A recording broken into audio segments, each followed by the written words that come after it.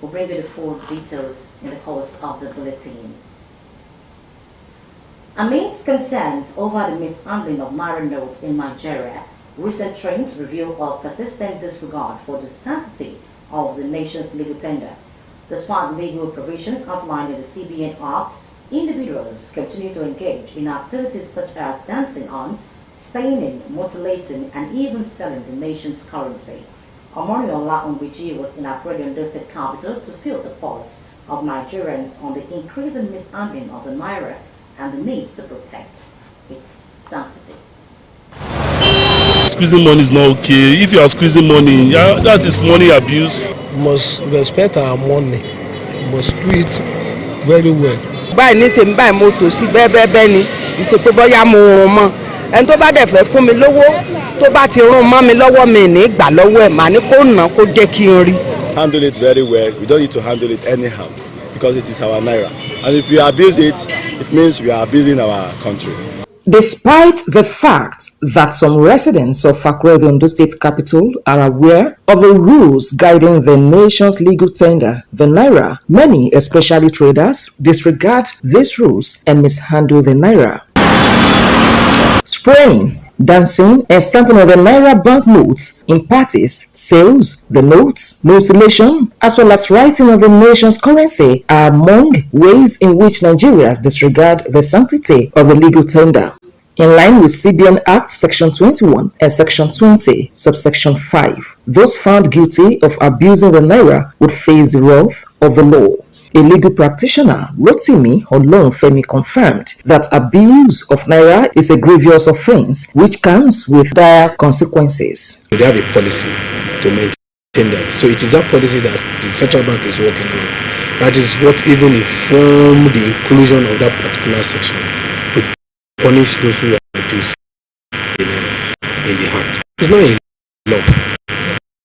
And the EFCC, being the body charged with protecting economy or protecting fighting economic and financial crime, is saddled with the responsibility of giving effect to that provision of the CBN Act.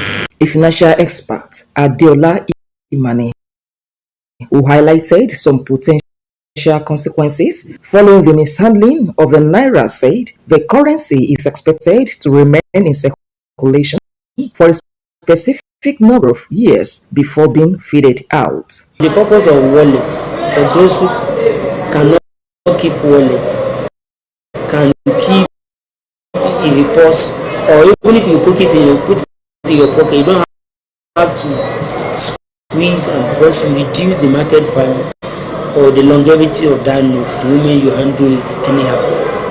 When the country is supposed to have it in circulation for 20 years, we cannot have it up to 10 years.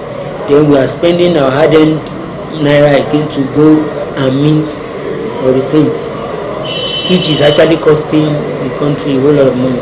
So if we are saying we are managing our economy, it should be on all sides. Everybody has a duty to that. For the general public, what is the level of their awareness of the rules guiding the handling of the naira and the implications of going against those rules? Director, National Orientation Agency, Ondo State, Adelayo Adifolalu, confirmed that the agency is always out to sensitize the general public on the best way to live a good life, including proper handling of the nation's legal tender. We carry out sensitization. It's a continuous one. We'll be doing this yearly, periodically. In fact, September 16, every September 16 of every year has been set aside to commemorate the day the naira or the national symbol was signed into law, as far as the flag. 1960 September, it was the flag was signed into law. So, and the flag, as you know, is part of the national symbols. So we go around to sensitize our people that all these national symbols, be it the naira, the passports, the national anthem, the coat of arms, even the ID card are national symbols. So we must respect them and regard them as such. Reacting to the recent prosecution of a Nigerian cross-dresser, Idris Okuneye, popularly called Bobrisky, the respondents referred to his prosecution as a lesson to erring Nigerians, saying the need for stringent enforcement of these laws is necessary. Now, law enforcement agencies or EFCC in particular had to go beyond Bobrisky to narrow this down. Because the moment when you see people parking a park of money and splashing it and people marching on it, and before you know it, that money has almost turned out of. I think this case should be a lesson to all of us. It should be a local classicus to Nigerians that naira abuse by spraying parties is bad. Just because you want to show kind of ego. So it will serve as a deterrent to others, as a warning to others to desist, to shun the habit of misusing or mutilating the naira. The EFCC has taken this further by arraigning a popular Nigerian celebrity, Pascal Okechukwu, better known as Cubana, chief priest, before a federal high court in Lagos State. Okechukwu is facing 3 counts of allegedly spraying and tampering with the naira at a special event, contrary to the provisions of the Central Bank Act of 2007. With ongoing investigations by the Economic and Financial Crimes Commission into alleged cases of naira abuse, it remains paramount for citizens to heed the call for adherence to regulations governing the nation's currency. Omoyola Humbiji, Osrc News. And I will bring you the full reports on food handlers. Before we told you that, as part of effort to enhance public safety and hygiene in the area of food preparation and consumption, Accra South local government has organized a training for food handlers. The 2-day practical training on food hygiene and safety also afforded the council an opportunity to subject the food handlers to medical screening to ascertain their fitness for the job. Osrc's Saeed Aribisala reports that the head of local government administration, Accra South, Mrs. Dupe Omoloja, tasked the participants to always imbibe best practices in food production for the benefit of residents. Food consumption remains key to human existence as it provides the necessary requirements for proper functioning of the body. To further entrench the consciousness of proper care in food preparation with recourse to public health of citizens, Akure South local government organized a 2-day training of food handlers in the area on food hygiene and safety. The training, championed by the Environmental Services Department of the Council, was attended by food vendors and handlers from the area of jurisdiction. The head of local government administration, Akure South, Mrs. Dupe Omoloja, said the training, which takes place every 3 years, is part of the Council's resolve to ensure public safety when it comes to food consumption. My advice to all the food vendors is that they should please be hygienic. They should please do what is right so that they won't poison all the citizens of this country, because we know that without food we cannot live, and we need hygienic environments so that to be able to prepare good food for our people. I once again want to thank the environmental officer because they are not lacking in their duties. The 2-day event featured practical engagement of the handlers on general overview of food productions, handling, safety and hygiene, and the legislation of food handling. Sanita Sanita 2, or Minia Sanita. The meaning of the slogan is that the head of one is the head of all. They are the ones that are dealing with the consumers directly. So anything that has to do with the populace, they must be trained. This program is to educate all the food handlers on the food-borne diseases and all the food safety and hygiene. How to handle food, how to prepare food in a safe environment, and how to take care of themselves, those people that are selling food, their health status. Because of some of the participants noted that the training has further boosted their capacity to act in line with best practices. We play together, we work together, so we really enjoyed this seminar because we meet together. Seminar is a laudable program. It's a laudable project and it doesn't start today. Akure South, as a local government, has actually been taking that aspect of their work to ensure that all the food vendors within its jurisdiction are equipped. What I learned is that we should learn how to be neat, as in clean. Among the initiatives inculcated into the food handlers training program is medical screening for the participants. When you know their health status, it is then that you are fit to sell food. The environmental health officers in the council who stated commitment to the continuous engagements with this critical group of people. Sahid Aribisala, Osrc News. The Ondo State Commissioner for Ministry of Water Resources, Public Sanitation and Hygiene, Mr. Sunday Akinwalere, has urged 44 staff of the Ondo State Water Corporation due for promotion during the ongoing 2024 promotion exercise to be innovative.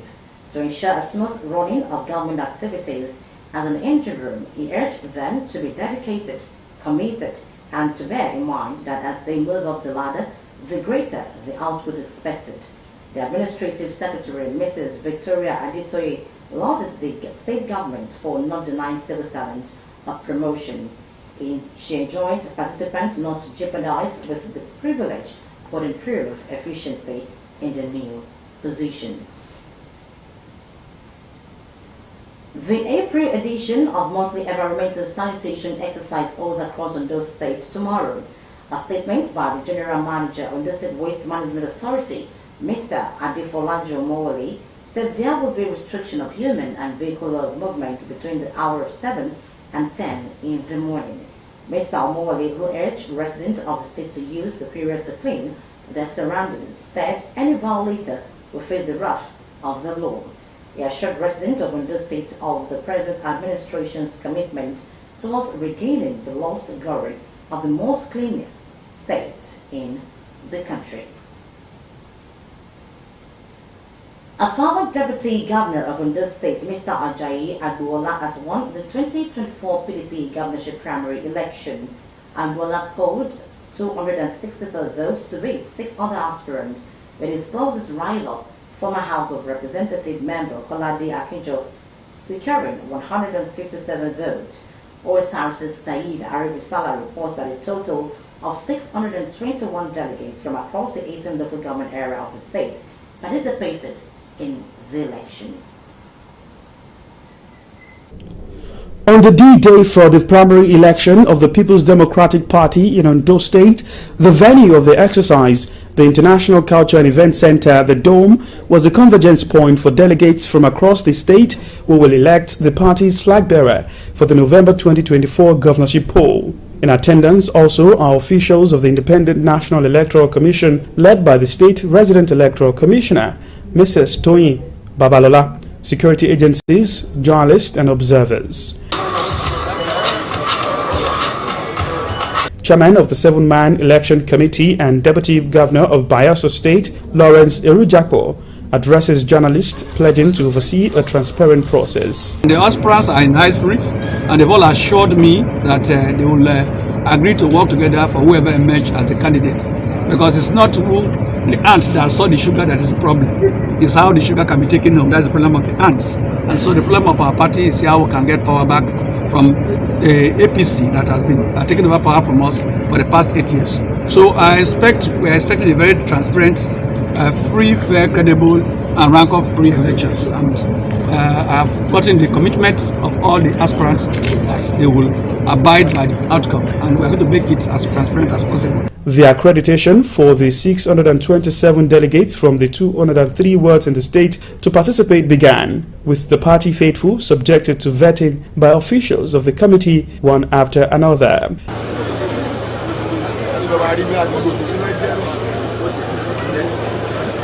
After a 2-layered accreditation process, the delegate filed into the auditorium to cast their ballot and thereafter depart the venue. Some of the delegates commended the process, describing it as peaceful and worth the effort. Peaceful, well organized.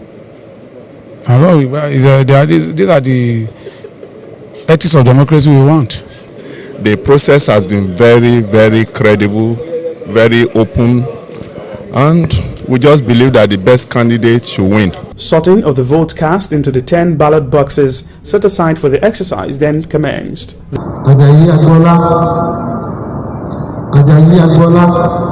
The election committee began the counting of the votes under the watchful eyes of the aspirants and their agents. After the process, the returning officer announced former Deputy Governor Agbola Ajayi as winner of the primary election. Agbola, having scored the highest number of votes, is hereby declared the winner of the primary and hereby declared the candidate of the people of the Democratic Party for the November 2024 election. Agbola Ajayi defeated 6 other governorship aspirants to clinch the PDP ticket with 264 votes out of the 621 accredited votes, making 42% of the total votes. Kolade Akinjo polled 157 votes, Akinboye Bamidele polled 24 votes, Odeayebon Tubosun Arebua scored 2 votes, Shola Ebisheni scored 99 votes, Adeolu Akinwumi polled 64 votes, Bamidele Akinboye 24 votes, and John Olamafo polled 9 votes. It's a victory for all of us. Now that the flag bearer of the opposition party has emerged, the task of strategizing for the main election will now be the utmost priority of the People's Democratic Party. Sahid Aribisala, OSRC News. A non-governmental organization, the Inner Wheel Club of Ijapo District 913, has pledged continuous support to humanitarian services, which is the pillar of the organization. The club donated over 400 exercise books to pupils in 3 primary schools in Akure as part of its massive humanitarian assistance. Osrc's Joy Pius reports that the move is a means of ameliorating the challenge the pupils encounter and to equip them with tools required to help them excel through the early stages of their education. In a bid to assist children of school age have access to basic amenities to help them learn effectively, a non-governmental organization, the Inner Wheel Club of Ijapo District 913, as part of its humanitarian gesture, distributed over 400 exercise books to pupils from 3 primary schools in Akure, the Ondo State capital.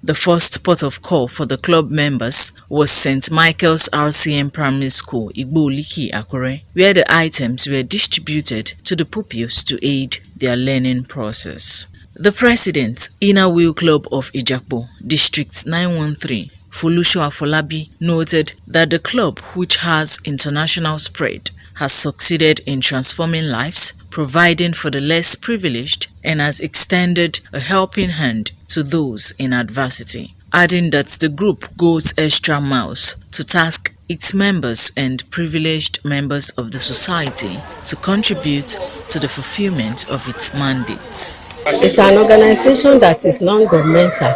We don't receive any subvention from any government. We levy ourselves.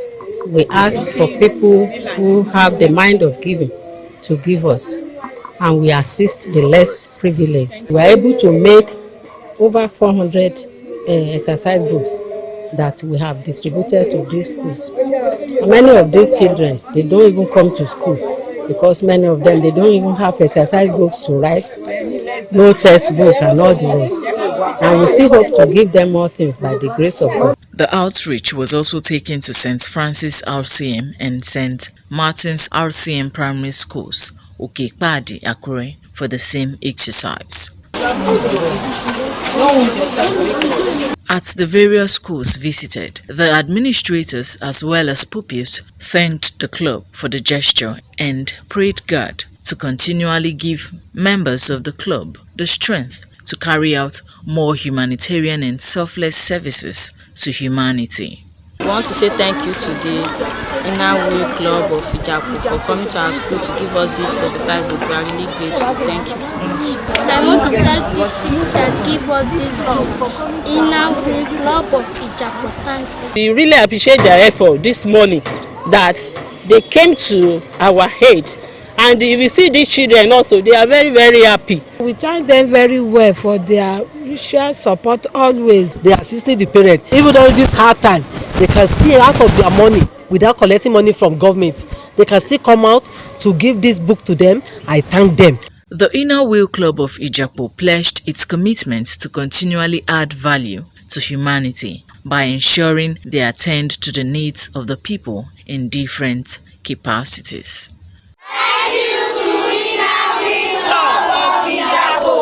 Joy Pius, Osrc News. Operatives of Ondo State Amotekun Corps have arrested 7 suspected cultists over alleged rape of a 23-year-old girl in Ibokoda, headquarters of the larger local government area of the state. Parading the suspect, Amotekun Commander Adetunji Adeleye said the call swung into action following complaints received from the victim. Tudunokwe Uyibodi has the detail. They attacked me. One of them removed gun. He said I should stand. If I run or do anyhow from here, I will be shot down. So I begged them they should forgive me. What have I done wrong? So from there, they took me to one uncompleted building. He collected this guy, Kazim. He is the only one that I recognize because he's the one that raped me. Victim of the alleged rape, narrating her ordeal in the hands of the suspects. The 7 suspected cultists are allegedly notorious for perpetrating unrest and raping unsuspecting victims in a larger area of Ondo State. The suspects, who eventually met their Waterloo following a tip-off to the men of the Amotekun Corps, and being paraded at the Amotekun Corps headquarters in Akure. Amotekun Commander in Ondo State, Adetunji Adeleye, said the Corps is intensifying war against cultism in the state, which has yielded result with the arrests. On the 7th of April, a lady alighted from a bus and was subsequently robbed, raped, and malign in Ibokoda. During the attack, her cell phone was stolen, her money was stolen, she was raped, and she was beaten mercilessly, and her dress is torn. We were able to apprehend 2 initially of the suspects, who led us to the houses of 7 others, out of which we were equally able to arrest additional 5 of them. The suspects, according to the Amotekun commander, will be arraigned in court to face the full wrath of the law. Tululokwe Oyebode, Osrc News. And that report concludes social reports today. Thank you very much for watching. Good afternoon.